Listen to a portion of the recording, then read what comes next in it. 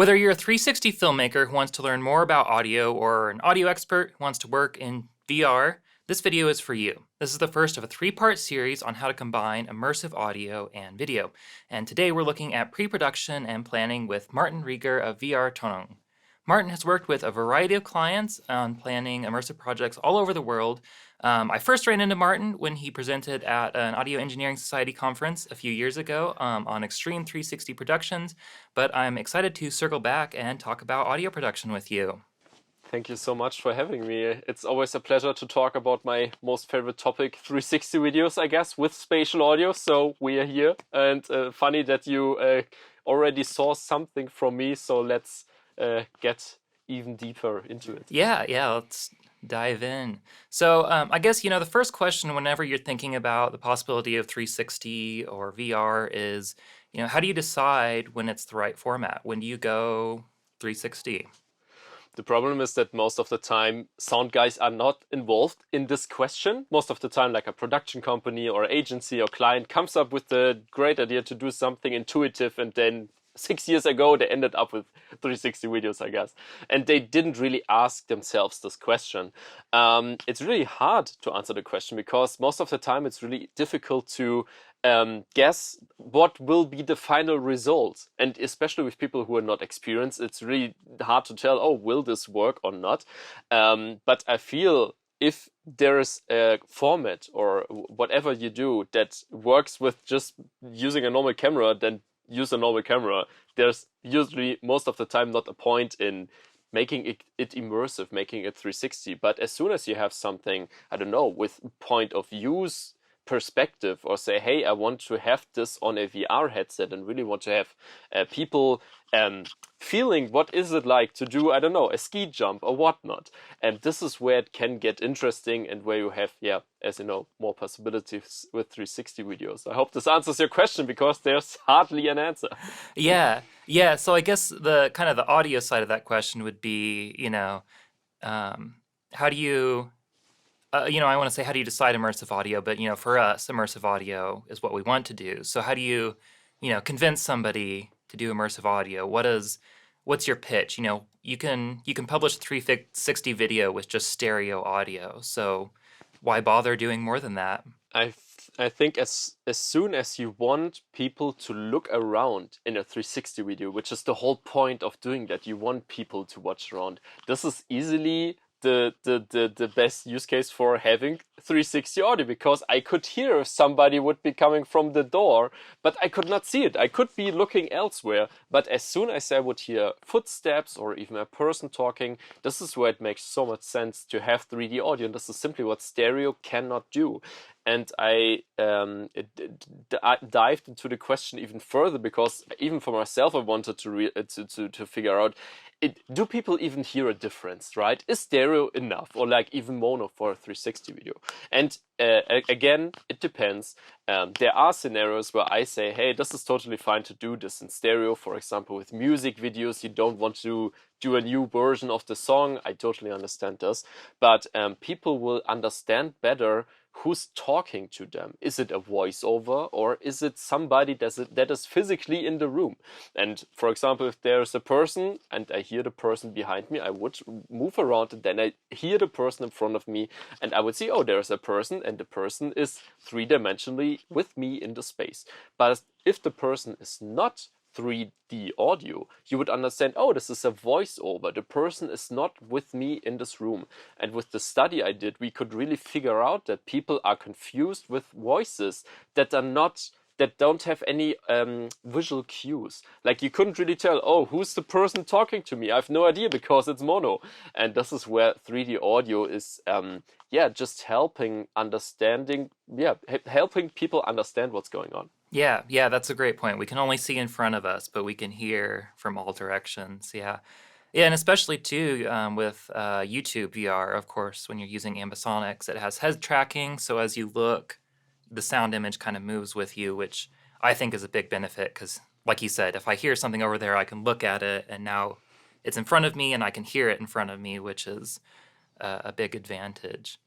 So when it comes to 360 video, it's kind of a new field. So a lot of people are doing a lot of different things. trying new stuff. But what are some mistakes that you see when it comes to storytelling with 360 video? Where do we start? I always am the guy who has something to criticize, but I don't let that encourage you. Keep trying, and this is what I saw from the people that just kept trying, that they made really good experiences. And one of my best examples is, I'm not sure if you know Felix and Paul's studio. They do all their amazing work. Like it's insane. They did with something with NASA, literally a 360 camera in space, and filmed something with Obama, like all the big names and all the everything you saw just made sense and you would understand it, and the pacing was just right. And you can learn this. So it's hard to answer your question. I mean, just go out there and try to find out what works for you, and maybe overcomes the boundary you would have with a normal camera, I guess. Yeah. Yeah, speaking of normal cameras, when you're planning a production like this, do you ever encounter times where you're kind of have a split production where you're making, a 360 version with your immersive audio, and then you also need to make like a fixed video version with, potentially stereo audio? How do you kind of balance when you're dealing with that? Yeah, I had this scenario, and sometimes it made sense because most of the time with 360 videos, you are pretty far away from everything. I mean, you can't just put a 360 camera into a stadium and then watch it in VR, and then you would see, oh my God, I'm pretty far away. Like, what's the whole point? You're used from watching, I don't know, football with their zoom camera that takes you closer to the action, right? And this is what doesn't really work with 360 videos. But still, you could combine both layers, that you say, hey, you have the feeling of sitting in a stadium, people around you, and then having, I don't know, an additional screen, maybe a feed from the broadcast that would put you closer to the action because you can't just zoom right away. So I would say it makes sense to consider both formats and even combining them. But it's very hard to use a 360 video and say, now we do a cropped down version to, I don't Right. know, 60 to 9, because you don't have perspectives. You just have one camera perspective. You don't really have like over shoulders or whatnot. You basically just have one frame, and then you can crop it. But you can't. Yeah, in order to do so, you would have to move the camera, and this is what you usually don't do with 360 videos. You just have one perspective. Yeah, So most of the yeah. time, it makes sense to use another camera, I guess. Yeah, for sure. Yeah, because especially, when you've got most 360 cameras are 4K around the entire sphere. So when you crop it down, it's like 720. Yeah. Yeah. All the audio doesn't get lower resolution as you squeeze it down, which is nice. Um, when you're thinking about where people are going to watch this, obviously I'm sure you've done stuff that's, kind of fixed for like a VR headset or something, but when you're putting it on YouTube, people can watch it on anything. And the reality is a lot of people are just going to watch it, on their phone. And sometimes you're lucky if they'll even put headphones on. So does that change how you approach things? I mean, in an ideal world, everybody has a VR headset and then watches the 360 video. But and this is usually how we produce, because this is where it just makes sense. For me, also, it makes so much more fun to watch it in VR, and also for the sound, you have the physical head movement, and this is where the spatial audio it works even better. But if you just watch to the front and do this mouse clicking thing that you rotate the scene, you sometimes have an idea of spatial audio, but it doesn't really work. So you have to make sure that it's obvious, I guess. If you know that this video will end up on social media, make it as extreme as possible, I guess. YouTube even pushes this. They have a special HRTF, which automatically filters a little bit to the front. You can experience this as soon as you move away. It also gets a little bit quieter, which is not really realistic, but with just first order ambisonics, it helps to push the feeling of, okay, something is moving. I guess this would be my tip: make it as obvious as possible. Force the viewers to wear headphones, maybe even put it into the frame. This is what I literally did, like, please wear headphones, and then giving them a remark for it, like a what's like a goodie that they would understand. Oh, this is why I'm now wearing headphones, and now I have a better experience. And but that's not the ideal world. Sometimes just people watch with whatnot, and we have to Yeah. deal with that, and that's also fine. Yeah. So, yeah, for you, you kind of throw in, you want to have some kind of obvious 3D effect so that they can really hear, oh, it was worth going to grab my headphones to listen to this. Exactly. I mean, just like I'm sure you know 8D audio, this thing where just sound rotates around your head, and it's like as obvious as you can get. I'm sure this is not what you want to do with 360 videos, but try to find a balance that you don't sell your soul as a sound engineer, I guess, but also make it entertaining for normal people, I guess. For sure, yeah. So, everybody's favorite conversation when it comes to audio, microphones. Damn it. So, what type of microphones are you using? Obviously, your end delivery is ambisonics. So, ambisonics mics, are you combining that with other types of microphones? What types of stuff are you using? Okay. Most of the time, people just let's pretend this is a camera, and put a camera somewhere into the scene, and then I would place my microphone. So I would take another tripod and place it close to the camera. And as you can tell, this is just like a random multi-track recorder, because this is how most of the time people would record 360 audio with an ambisonics microphone, which is like the Sennheiser MBO for no product placement reason. This is why I also have like another ambisonics microphone. It's from this Indian guy who kind of scammed me years ago. But it still worked for some time, but it broke really, really, really quick. So this is like the usual setup, having like a multi-channel microphone, multi-channel recorder. And then what people usually forget, you need quite a lot of cable, like this splitter cable, which is like, I don't know, 12-pin XLR that goes into a recorder. Then obviously the recorder would need some batteries and stuff, and you also would want to preview what you are recording, because if you just place the camera here and like the recorder, press record and run away, you have no idea what's happening. So you would also need another, I don't know, radio mic or something that transmits something, or maybe use this app that the recorder has to see, oh, am I clipping, or can I adjust the gain or something, which is always quite a pain. So as you can tell, there's a lot of discussion on, I also have like obviously this Zoom thing and loads of ambisonics microphones. But as you can tell, this doesn't really cut it. You need some additional isolated sound sources. This is why I have another sound bag. I mean, you get the idea. It's basically also a multi-channel recorder with a pretty decent radio mic system that adds for me additional layer of backups, because I'm just using like a normal Rode microphone. But as when you hide, you chances are you have dropouts, because the signal gets too quiet to be transmitted. And this is why I use Zexcom. I'm not sure you know them. It's like very nerdy. It's like a competition of sound devices, I guess.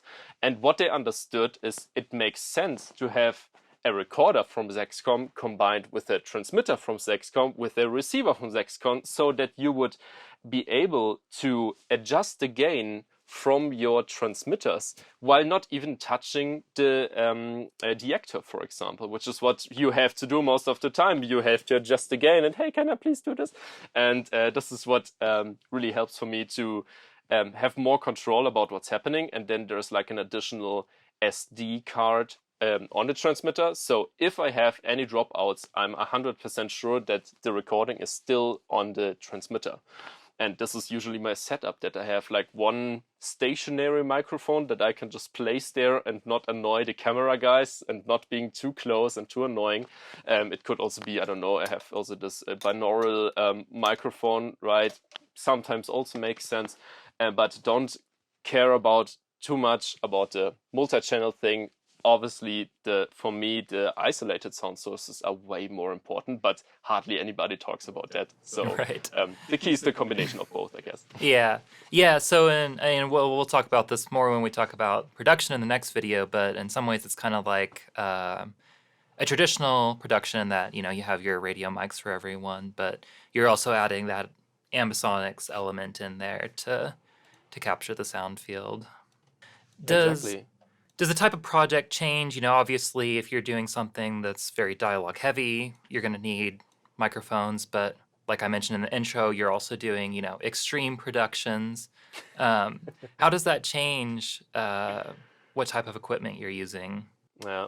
Um, I try to be as tiny as possible, I guess, because sound guys just forget that there are camera guys who you don't want to annoy, because if you get close to the camera, this microphone suddenly get huge, and you don't want to be responsible for people having to paint out microphones from every scene because you were too close to the camera. So this is like the rule of thumb. I try to be as tiny as possible. This is why I'm still a fan of first order ambisonics. It is a good foundation. But depending on the use case, I know that I need to, for example, focus more on the radio mics and maybe add an additional radio mic, because I know, the people are skiing, there could be some wind noise or some rustling or whatnot. Maybe use an additional radio mic just to be sure that there's a crystal clear sound, for example. Or sometimes I have scenarios like, I'm not sure if I showed this tractor scenario back then, but there was like a lot of noise happening, but we had a lot of time to prepare the shoot, so I was able to rig everything and not just put a tripod there because it would just fall over, but I could use the right mounting system for the camera and the microphone to stay together and get rid of any vibration. So if possible, I try to talk to the people as early as possible, like what's even happening and what possibilities have I there. But sometimes you need to just improvise, I guess, and just hold a microphone, and that's the recording sometimes. Yeah, yeah. And of course, we know that video is always going to get preference over audio, so we kind of have to work Welcome around to the that. real world. Do you ever find yourself, obviously this is not ideal, but 360 cameras have microphones in them. Do you ever find that useful at all, just to pull a particular sound that maybe you didn't capture otherwise? Yeah, I had scenarios where this honestly saved my life, because there was some ski scenario where I just couldn't go with my skis, and then they just had to go do the recording, and this is what I ended up with. And it was the camera sound was like worse than I expected. I mean, usually we know smartphones microphones, they are legit, right? And I thought, oh, maybe the camera is also good, but it was pretty painful. But still, if this is what you have to work with, you find possibilities. And most of the time, as you know, you can't just put a microphone or even a camera there and say, hey, this is the recording. But sometimes even a camera microphone can give you a good foundation to add sounds on top, and then narrow the effect of just being a camera microphone, so you can still manage to do a good recording. So yeah, sometimes I have to deal with that, and I'm still happy that there are microphones in a camera. Sometimes they claim to be spatial audio, but I never really had a camera that really did spatial audio from what I would call it that way, although they do have sometimes 4 microphones built inside. But I remember like the first Insta camera, like one of the microphones was like there were just some frequencies missing for some reason. Oh, no. And then the other microphone sounded way different, and then there was the fan noise and stuff. I'm Oh, like, yeah. what am I supposed to do now? Right. But yeah, still Yeah. you can somehow manage it. So, talking about cameras, obviously there's different formats. We've mostly been talking about 360, but there is, like VR 180 and other formats. Does that change how you approach audio at all? A lot, actually. The camera decides very much of how much space I have to work with. With traditional 360 cameras, obviously you have to hide, you have to be as tiny as possible, as I mentioned. But I had productions where we filmed in just one direction, like with a cinema-grade camera, and then took a break and then filmed the another perspectives. So they would have like 16K of final 360 video, which is insane.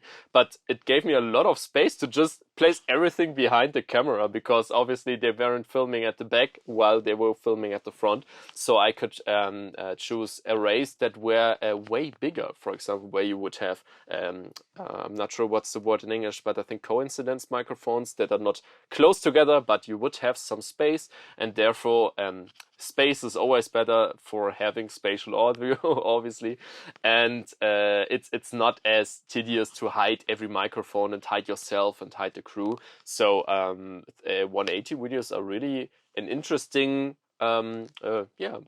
approach to having like immersive video, but also the classical tools like even lighting that you can use, and even for that better sound. So when it comes to on-set, compared to a traditional production, do you find yourself planning ahead for certain things to be recorded on site? Do you rely more on, external sound effects, whether it be like Foley or something from a library? Yeah, I try to record everything that makes sense to record, or like as much as possible, without recording too much trash. I mean, that's the rule of thumb for everything you record sound for, I guess. But for 360 videos, you really need to be careful to capture even the right perspectives. I had like problems when there was like a scene that was acted, and every time the actor was saying the sentence at the different place. So imagine trying to cut the dialogue afterwards, which would mean that the person would be jumping around back and forth because there wasn't always the same place. So those are one of the things you really need to be careful with. And regarding sound effects, I'm just a guy who likes to record everything, because then it already sounds like I need it to be. Like, since I'm using the same microphones, I don't have to EQ as much because it's already captured with the same like frequency response, for example. But as soon as I try to add any additional sound effects, I always have to do some tweaking. I always have to add like some reverb that maybe wasn't at the place, for example. So record as much as possible, I guess. Yeah, for sure. And then, obviously there's always going to be stuff added in post-production, whether it be music or narration. How do you anticipate some of that stuff when you're planning? Yeah, I try to tell the clients that they should not add music and voiceovers because they can, right? Usually, most of the stories work with just spatial audio. So, because people always, they're even overwhelmed with like even looking around, and then having the spatial audio layer already is a lot to process for your brain. And then adding voiceovers, like people who are not in the scene but tell you something about the scene, and then adding music that give you emotion, whatnot, they tend to overwhelm the whole experience, because this is just the approach we are used to from classical film productions, I guess, right? Having music, voiceovers, and then maybe adding some sound effects. But for me, the priorities are reverse. I would focus as much as possible on the sound effects and the on-screen dialogue that's happening in the scene, and then considering, do I even need a voiceover, or do I even need music, and try to get as far as possible with what you already have. And if you say, okay, I need more emotion, feel free to add any music, but don't add it with music and voiceovers and then add the sound effects. I would do it the other way around. I hope that helps. Yeah.